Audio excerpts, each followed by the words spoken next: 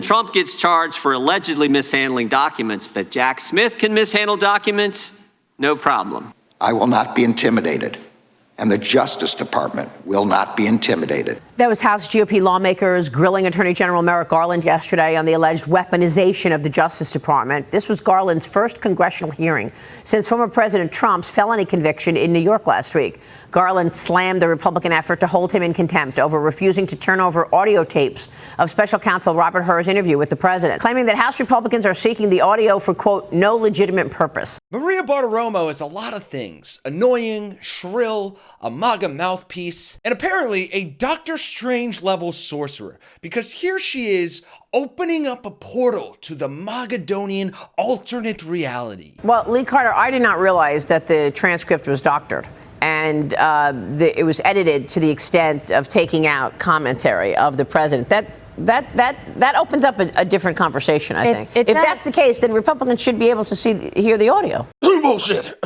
Sorry, excuse me. How much do you think they're paying Fox News hosts to lie? Like, is it a commission-based thing per alternative fact, or just a flat fee that's included in their contracts? I'm genuinely curious, and please let me know your thoughts in the comments, because Maria Bartiromo must be making bank from all the BS she's been pushing lately. Now, what the personification of nails on a chalkboard is referring to here, as you heard earlier, is the transcript of the audio interview between Joe Biden and Special Counsel Robert Hur regarding the president's mishandling of classified documents, something that has become an integral part of Republicans' disastrous attempts to impeach Joe Biden. And despite them having the entire transcript already, they claim that they need the audio version of the interview because the transcript has been doctored by the conniving, two-tiered, weaponized justice system.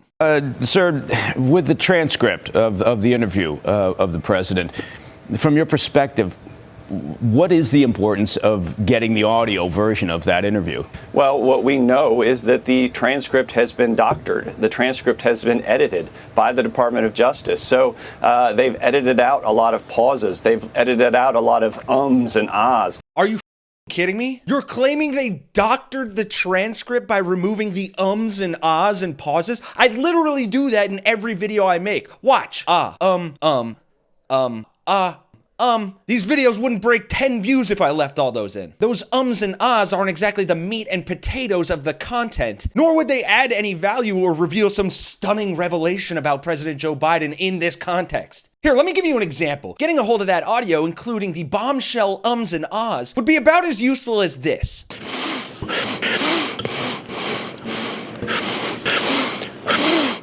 But please, go on, Representative Dipstick. Let's hear the genius logic behind this one. Edited out a lot of pauses. They've edited out a lot of ums and ahs. And we know that this president is struggling. So we want to actually hear how much did he struggle in that interview to cause Robert Hur to conclude that he was going to come across to a jury as a nice old man with memory issues. And we also request the DOJ give us a warrant to tap Joe Biden's bedroom so we can listen to him snore, because the American people deserve to know whether or not their president has sleep apnea. That's very disturbing, and we know from internal sources that the president's having issues right now. So it really needs to come into play. It's evidence in our impeachment inquiry, and Congress has demanded it, so we should have it. So let me get this straight. You people are disturbed by Joe Biden's old man brain fog, but you don't have a problem in the world handing over the keys to the dementia patient? Supposing we hit the body with a tremendous, whether it's ultraviolet or just very powerful light. Well, thank you very much, and a very big hello to a place where we've done very well, Sioux Falls. Thank you very much, Sioux Falls.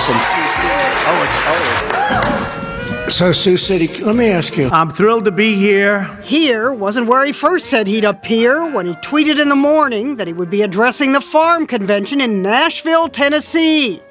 Love our farmers, love Tennessee, a great combination. Great, but wrong. The convention was in New Orleans, Louisiana. The tweet was deleted. Right, nothing wrong with the Constipation King at all. But despite Thing 1 and Thing 2 lying through their teeth about the content of the audio and the transcript, Republicans still claim that that audio is a crucial piece of evidence in their impeachment trial of Joe Biden, which is going great, by the way. Mr. Moskowitz, where are we in the impeachment investigation? They started this 11 months ago. Is that still going on?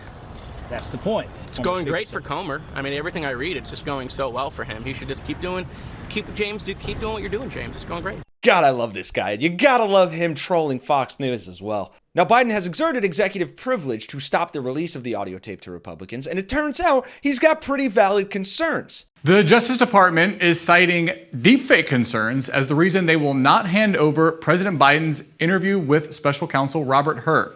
Hur led the investigation into the classified documents found at President Biden's house and his former vice presidential office. The DOJ argued in a filing Friday that if the audio were released, it could be maliciously altered and spread disinformation ahead of the election. It comes after President Biden invoked executive privilege to prevent House Republicans from obtaining the audio. Instead, a transcript of that interview has been turned over. House Republicans argue the audio would aid their impeachment inquiry against the president by shedding light on his mental state. Right, because the last thing we would want to happen to the official audio of the president is it being deep-faked into something like this. Have I ever told you the story of the magical pistachio? I got lost in the grocery store and couldn't find my way out. But that's when I saw it, a glowing pistachio. It spoke to me and said, "Follow me and I'll lead you to safety." So I followed it and we climbed up shelves and found a secret passage that led me to the bread aisle. And that's how I found my way out of the grocery store, all thanks to the magical pistachio. Yeah, that's almost as funny as it is deeply disturbing and dystopian. Also, scarily realistic. And therein lies the heart of the issue here. Republicans can and will continue to just lie and make up their own realities in order to brainwash people and push their agenda. But to admit their own political gamesmanship, their own attempts at weaponizing justice, their own relentless pursuit of opponents, their own dehumanizing rhetoric towards the left, would be to allow a molecule of reality into the airtight distortion field that has been created to protect Magadonians from the harsh glare of actuality. Yeah, and like it or not, these are real people who are in charge of our media and our government and are running both of those things on a foundation of bullshit. And this was iterated perfectly on the other day's episode of The Daily Show, so I will let my personal idol, Jon Stewart, carry us home with some well-needed catharsis. Voting irregularities, ant overlords, voting machines that suddenly transform into fighting robots, voting booth powers activate. Will you still certify? Who cares?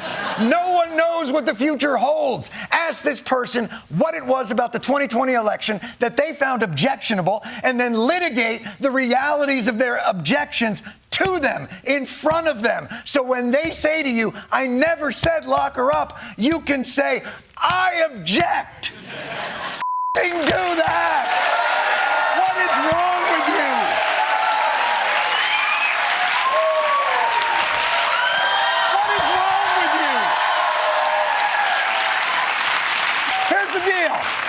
You really want to ask speculative questions that nobody can answer? Well, just create a show just for that. We'll tighten it down to a half hour and call it No One Knows.